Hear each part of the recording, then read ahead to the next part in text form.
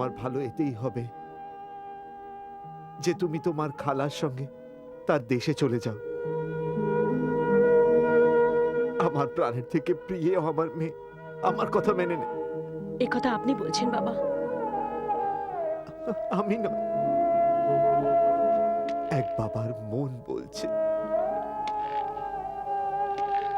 শোনা, আমার মরার আগে তোর মা আমাকে প্রতিজ্ঞা করিয়েছিল যে দুই মেয়েকে আমি আমার প্রাণের থেকেও বেশি সামলে রাখবো, গায়ে কোনো রকম আঁচড়ও লাগতে দেব না।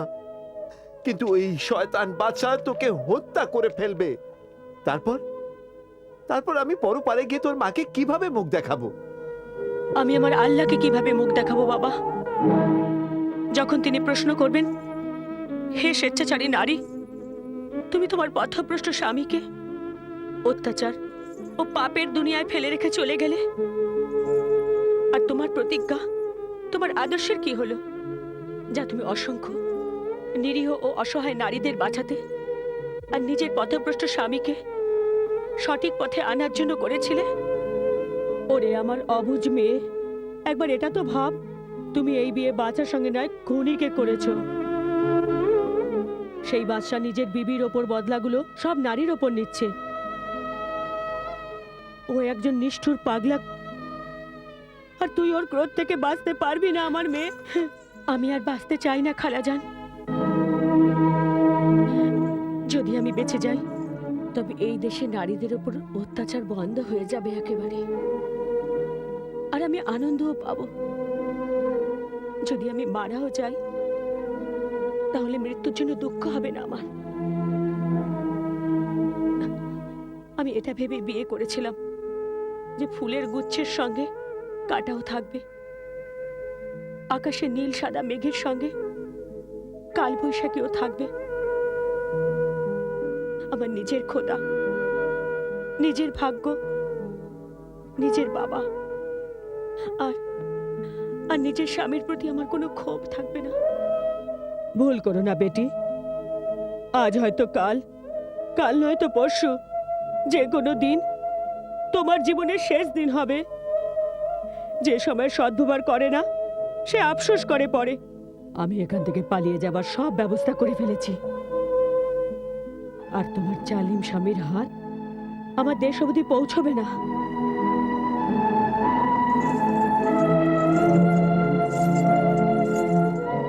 ধন্যবাদ খালাজান, আমি আপনার ভালোবাসাকে সম্মান করি। আপনি আপনার কর্তব্য করেছেন,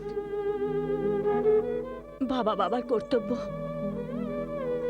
আমি আমার কর্তব্য পালন করছি, আর খুনি নিজের কর্তব্য পালন করছে।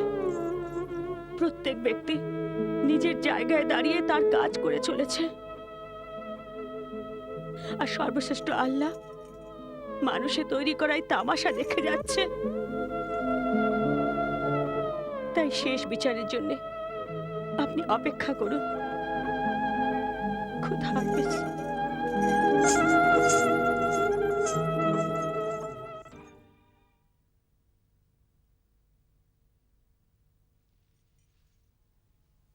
হুজুর, আর শরবত পান করবেন আপনি? না, জানো মালকে আলিয়া, আজ সারাটা দিন আমি চিন্তিত ছিলাম। আমার সব সময় ওই কুকুর রূপী ভাইদের কথা মনে পড়ছিল। তাড়াতাড়ি বলো তো, ওই দুই ভাই কুকুর কি করে হলো?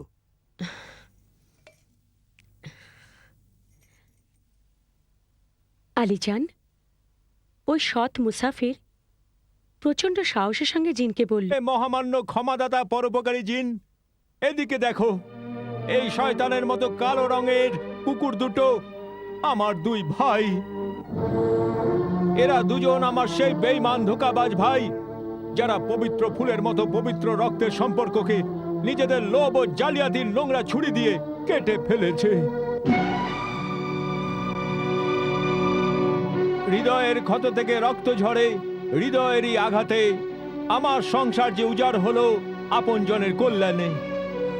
আরে দুনিয়া বলে কসাই বড় নিষ্ঠুর মনের হয়, আর আমি বলি ওরা ধোঁকাবাজ হয় না, জালিয়াতি করে না। ও তো তার শত্রুদের বলে না যে আমি তোমার বন্ধু হই, ভাই হই। ও তো প্রথম থেকেই গলা বাড়িয়ে বলে আমি কসাই, তোকে জবাই করব। এ শাহী জিন, আমার নজরে কসাইয়েরও একটা আদর্শ আছে, কিন্তু ভাইদের নেই। এদের এরকম পরিণতি কিভাবে হলো তা তোমাকে বলবো। আমার আব্বা যখন মৃত্যুশয্যায় ছিলেন তখন থেকে এর শুরু হয়। একদিন উনি আমাদের 3 ভাইকে ডাকলেন। আমির আহমেদ,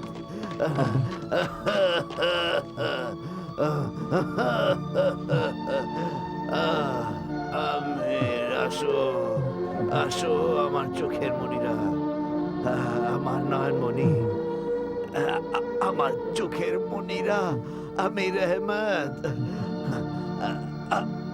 আমার হৃদয়ের টুকরোরা, আমার আমার আমার যাওয়ার সময় হয়েছে। আমি আমার সারা জীবনের সততা আর মেহনতের উপার্জন তোমাদের দিয়ে যাচ্ছি। এই এই থলিগুলোতে 1,000 আশরাফিয়া আছে। এছাড়াও কিছু ভালো ভালো গুণ আর উপদেশ দিয়ে যাচ্ছি, সেগুলি মেনে চলো। মেহনত আর সততার পথ দিয়ে চলো, তো আল্লাহ তোমার সব সময় পাশেই থাকবে। তোমরা প্রতিজ্ঞা করো যে সব সময় তোমরা একে অপরের সাহায্য করবে। 3 জনের মধ্যে কখনো কখনো মতভেদ হবে না। জি আব্বা, আমরা কসম খাচ্ছি। জি আব্বা, কসম খাচ্ছি, আমরা আপনি যেরকম বলছেন সেরকম ভাবে আমরা থাকবো। আল্লাহ পরবর্তীগার,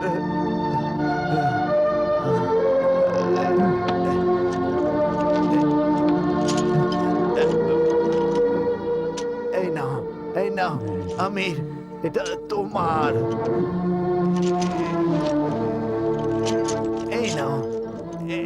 এই নাও কবির, এটা তোমার। আর আর এটা তোমার। যদি যদি কোনো ভাই কোনো অন্যায় করে ফেলে তাহলে তাহলে তাকে ক্ষমা করে দিও, নাহলে আত্মা শান্তি পাবে না। লা ইলাহা ইল্লাল্লাহ মুহাম্মাদুর রাসূলুল্লাহ। আব্বা,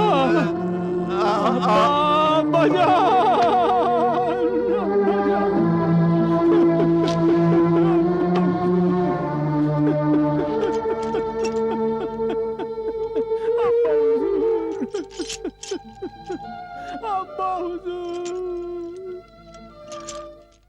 ভাইজান, আপনারা দুজন এই শহর ছেড়ে ওই ভিন দেশে কেন যাচ্ছেন?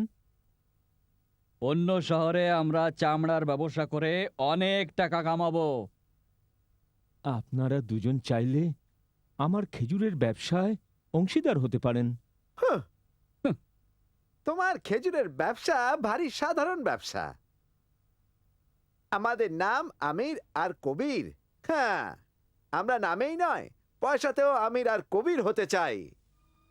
আল্লাহর দয়ায় আপনারা আমির ও কবির হয়ে উঠুন, কিন্তু এই গরিব ভাইকে ভুলে যাবেন না।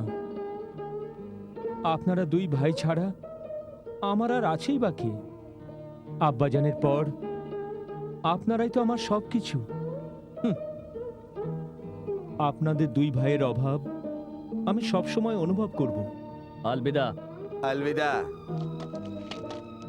আলবিদা। আল্লাহ আপনাদের সহায় হন।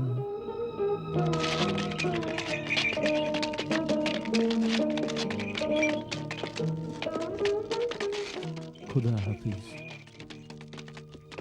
খুদা হাফিজ।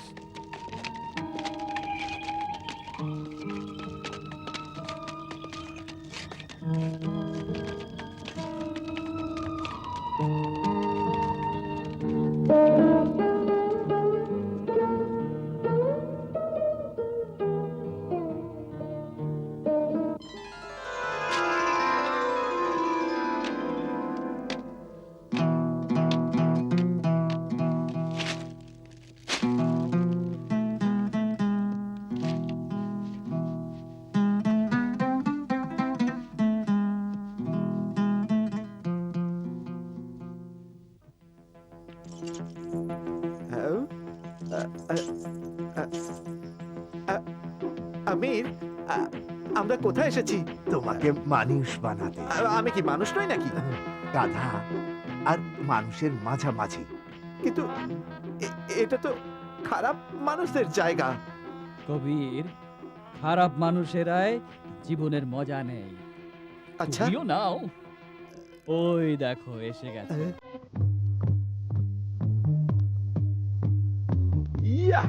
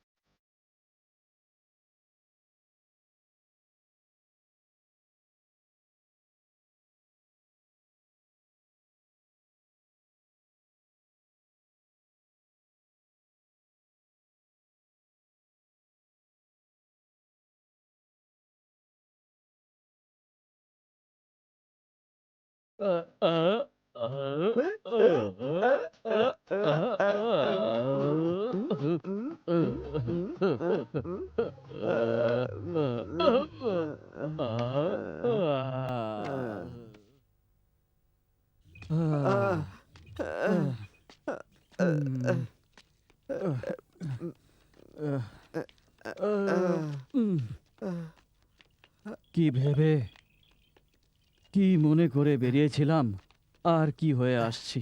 না পেটে দু টুকরো রুটি, না শরীরে কাপড়। কে মুখ নিয়ে ছোট ভাইয়ের সামনে যাব? শুনেছি ও অনেক ধনী ধনী মানুষ হয়ে গেছে।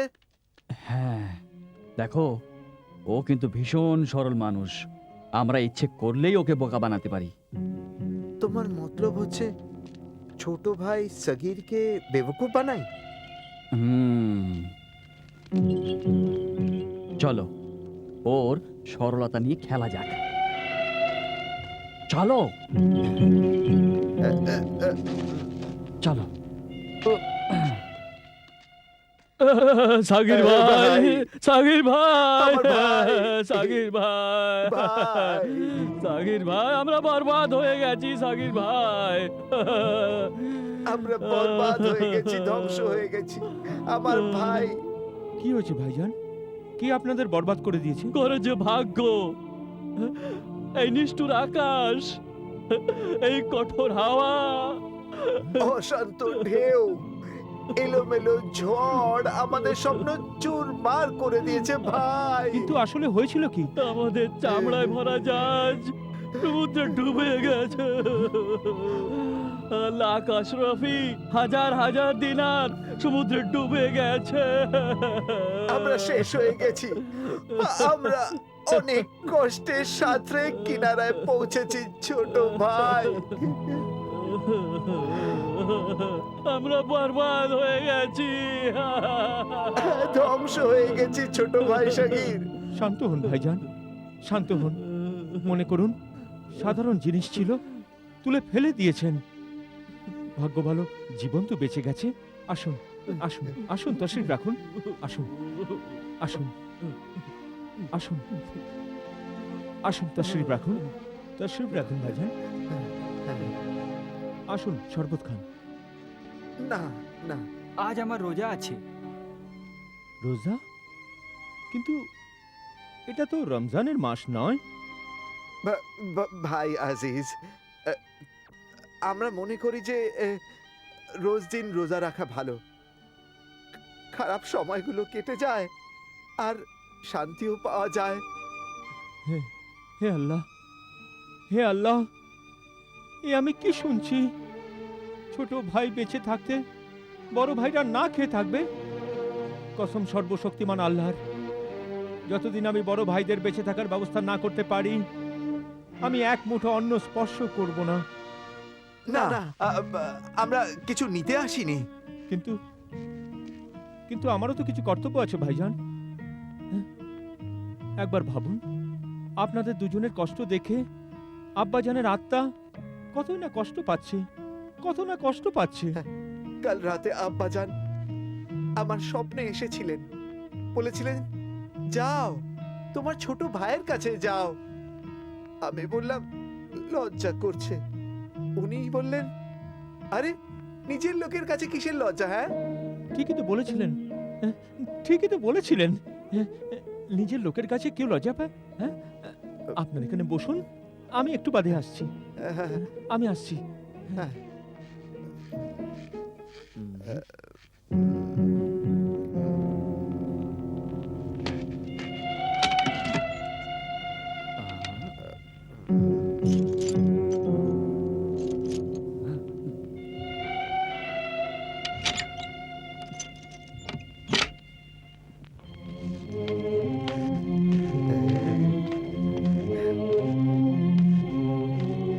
ভাইজান, এই থলিতে 500 স্বর্ণ মুদ্রা আছে।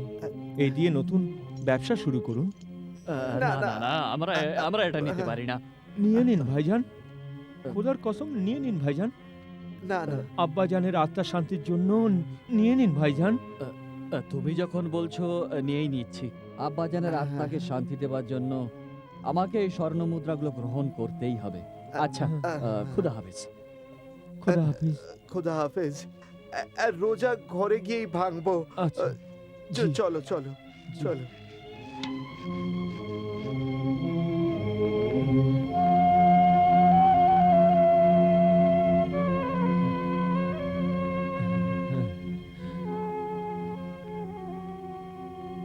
হে মালিক,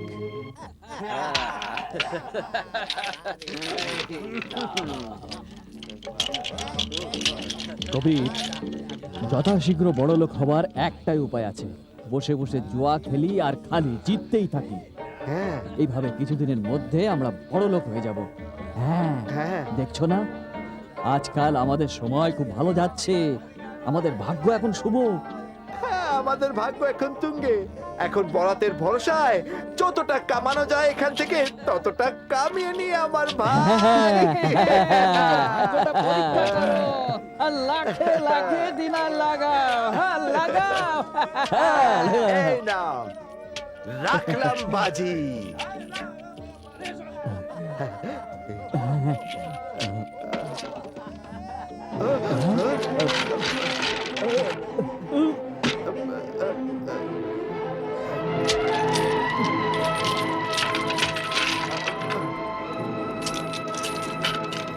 এইবার হবে, এইবার হবে, এইবার হবে।